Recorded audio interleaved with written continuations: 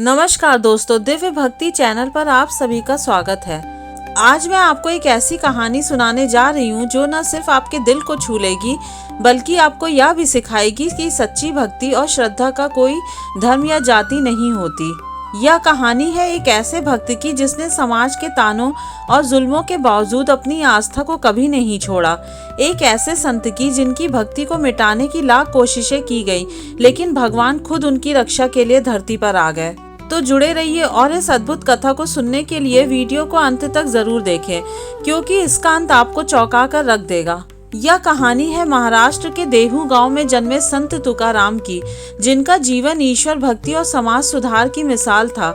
वे अपनी आत्मा की गहराइयों से भगवान विट्ठल की भक्ति में लीन रहते और अपने भक्ति गीतों के माध्यम से समाज को प्रेम, करुणा और समर्पण का संदेश देते।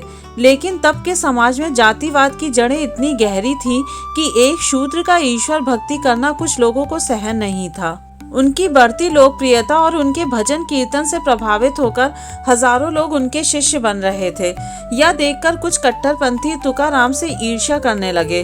उन्हीं में से एक था रामेश्वर भट्ट, जिसने एक दिन उन्हें बुलाकर कठोर स्वर में कहा, तुकाराम, तू एक शूद्र होकर भक्ति करता है, भजन गाता है और भक्ति गीत लिखता है। यह धर्म के विरुद्ध है, तुम्हें यह सब छोड़ना होगा। संत तुकाराम सरल और विनम्र स्वभाव के थे।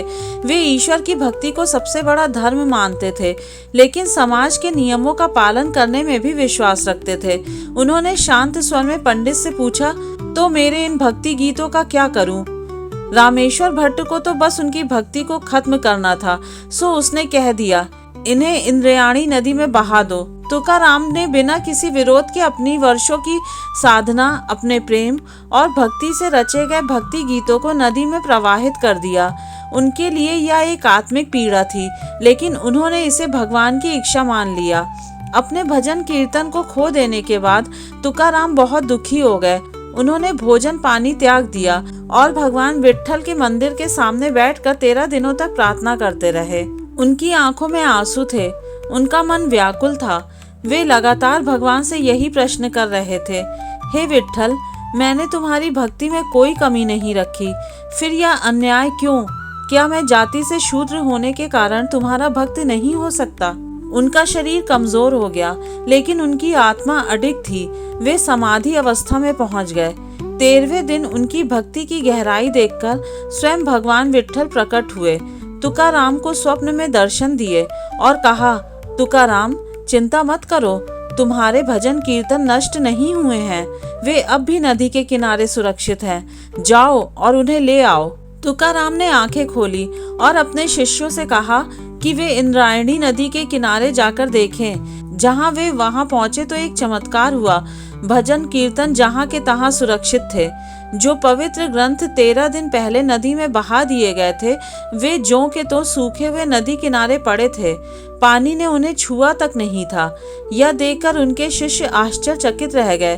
पूरे गांव में यह खबर आग की तरह फैल गई कि भगवान विट्ठल ने स्वयं तुकाराम के भक्ति संग्रह की रक्षा की है।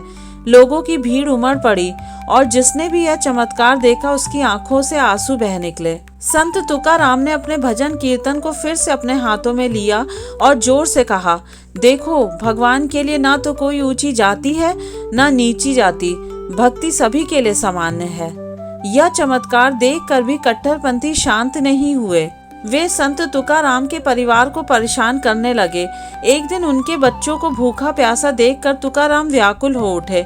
उसी रात भगवान विट्ठल स्वयं उनके छोटे बेटे के रूप में प्रकट हुए और बोले, पिता, चिंता मत करो, अब से मैं ही तुम्हारे बच्चों का पालन करूंगा।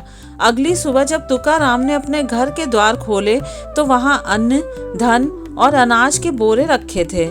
यह देखकर गांव के लोग दंग रह गए। एक महिला ने कहा, कल रात मैंने खुद देखा कि एक सुंदर बालक जो बिल्कुल भगवान विट्ठल की तरह दिख रहा था, यहाँ आया और यह सब छोड़ गया। तुकाराम जान गए कि यह स्वयं उनके प्रभु का चमत्कार था। वे भाव विभोर होकर बोले, अब मुझे कोई चिंता नहीं, मेरा विट्ठल मेरे बच्चों की देखभाल कर रहा है। इस घटना ने पूरे समाज की सोच को झकझोर दिया।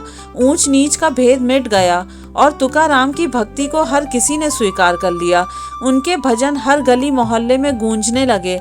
आज भी संत तुकाराम के अभंग अमर है और उनकी भक्ति की कहानी हमें यह सिखाती है कि सच्ची श्रद्धा और प्रेम से भरा हृदय ही भगवान का असली मंदिर होता है। अगर आपको यह कहानी पसंद आई हो तो वीडियो को लाइक और चैनल को सब्सक्राइब जरूर कर दीजिएगा।